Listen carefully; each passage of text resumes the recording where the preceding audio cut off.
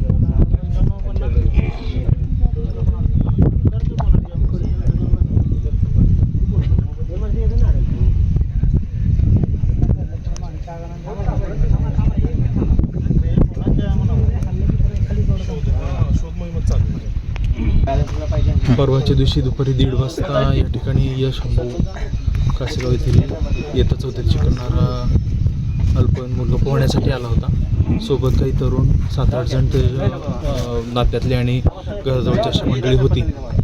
पोहत असताना 1-2 चक्रा त्याने मारल्या, व्यवस्थित पोहला असं प्रत्यक्षदर्शीने सांगितलं। मग नंतर मोठे मुलं पाण्यात पोहत असताना तो कडेला बसलेला होता। बसले असताना त्याचा पाय कसा घसरला किंवा तो कसा पाण्यात पडला याचं काय अजून कळालेलं नाही, पण तो पाण्यात पडल्यानंतर बुडाला आहे आणि नंतर अद्यापर्यंत त्याचा शोध लागलेला नाही। आता 3रा दिवस आहे। त्या दिवशी घटना घडली त्यावेळेस ताबडतोब सोलापूर अग्निशमन विभागाची गाडी, त्याचे जवान या ठिकाणी उपस्थित झाले। त्याचबरोबर आपत्ती व्यवस्थापन विभागाचे प्रमुख ढोले साहेब आणि त्यांची टीम ही सुद्धा या ठिकाणी ताबडतोब हजर झाले। त्यानंतर काही गावकरीसुद्धा मदतीला होते। त्यांच्या मदतीनं परवा दिवशी आणि काल दोन्ही दिवस आपण आपत्कालीन बोटीच्या माध्यमातून त्याचबरोबर कॅमेरा वगैरे टाकून आपण बघितलं, पण अद्याप काही शोध लागलेला नाही। आपत्ती व्यवस्थापन विभागाचा चांगला क्वालिटीचा कॅमेरा धाराशिवरून पण तहसीलदार साहेबांनी मागवून दिला होता, त्याचा पण काही फारसा परिणाम झालेला नाही। खाण प्रचंड खोल आहे, त्यामुळे अद्याप खाडीचं तळ आतापर्यंत कॅमेराला सुद्धा लागलेलं नाही।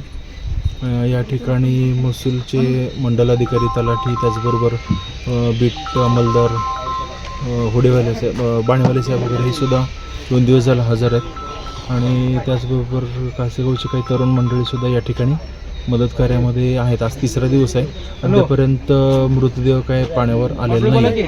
तुमच्या मुलांच्या यशासाठी सर्वोत्तम ठिकाण I Vision Academy. Tuition classes for first to 10. सर्व विषयांची खात्रीशीर तयारी. प्रशस्त क्लासरूम्स, बसण्यासाठी बेंच, लिहिण्यासाठी ग्रीन बोर्डची सुविधा. इंग्लिश, गणित, विज्ञान आणि इतर विषयांसाठी तज्ज्ञ अनुभवी शिक्षक. आठवड्याला रिव्हिजन, महिन्यातून टेस्ट. फक्त 500 रुपयामध्ये सर्व विषयांचे ट्युशन सुरू. प्रत्येक विद्यार्थ्यांकडे वैयक्तिक लक्ष. आजच प्रवेश घ्या. I Vision academy, 12 Imam Chowk, Somwarpeth, Solapur.